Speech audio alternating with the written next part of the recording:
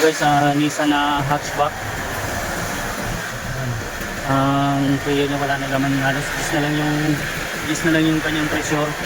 Bali dito yung malangis niya sa flanks, sa fittings ng papasok sa sa pump kanyang evaporator.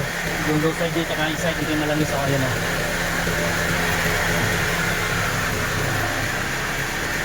Baklasin lang namin tong kanyang fittings dito. Palitan namin ng o-ring. Bali, i-release muna namin guys yung preo nitong laman.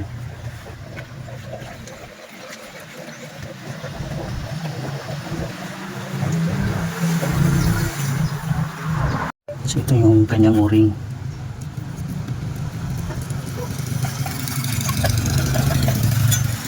Ito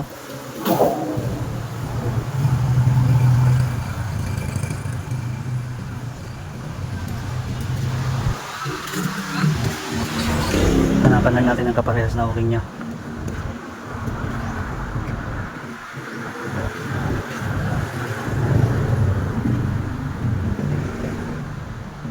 Ito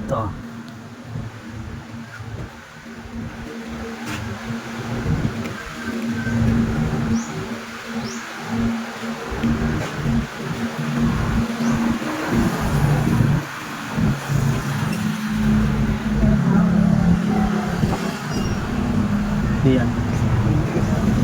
Ito. Yan. Yan, pares yan. So yan guys, ito, pares to.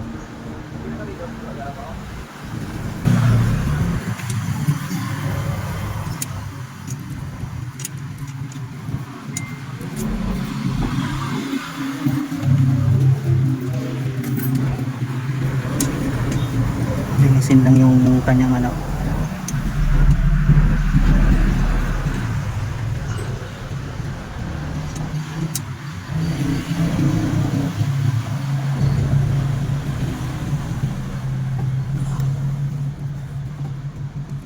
langis natin po.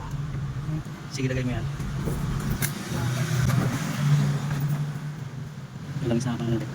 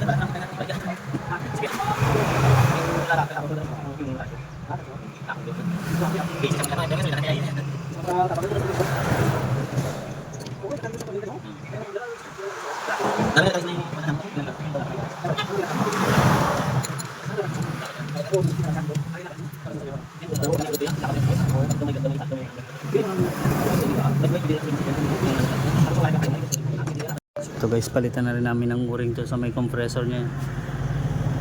Saka ito sa receiver dryer nya. Palitan na namin ng mga o-ring para sigurado. Ito yung pinalitan na yon.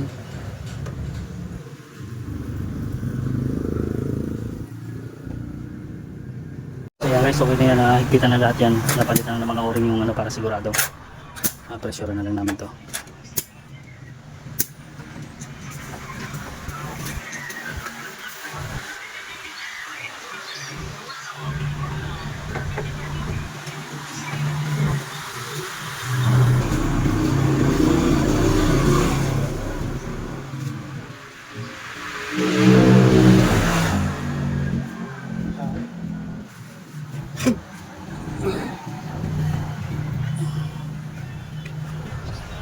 Mainit ah. Meron. Ano yung pitik yan sa ano nyo? Sa may scope? Gold? Wala. Sige, tikman daw.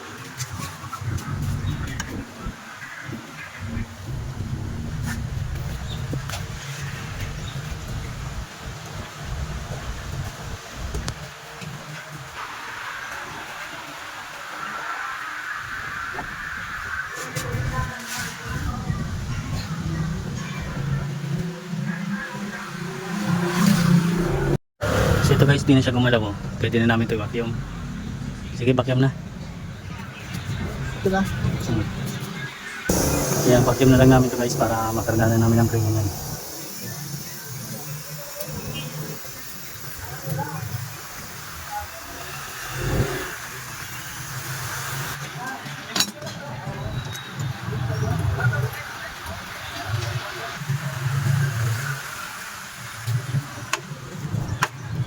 Ito guys, karga na lang namin ito ng premium.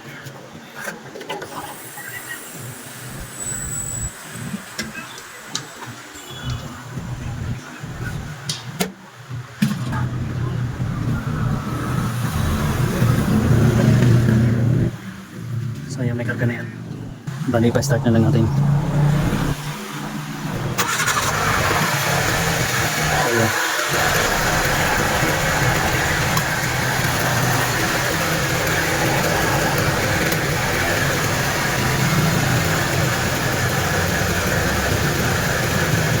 Huwag mo ba yung kaya? Ops, balik. Pa.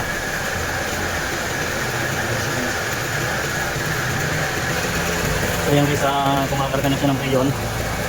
Wala na itong yung mga lipo sa uling lang.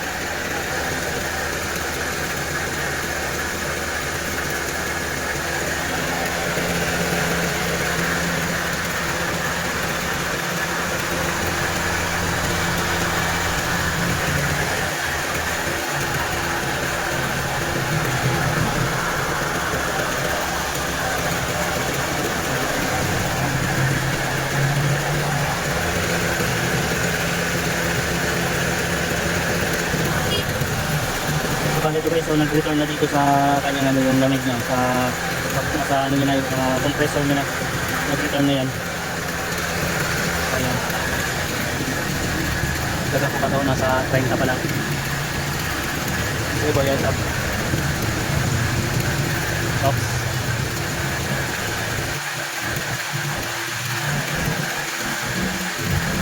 Check natin yung loob guys, ayan. Ayan o. Ayan guys, okay na to, kompleto na yung premium nito. 38. Pero 35 nga lang yung nandun sa gauge namin. So ayan guys, okay na yan o.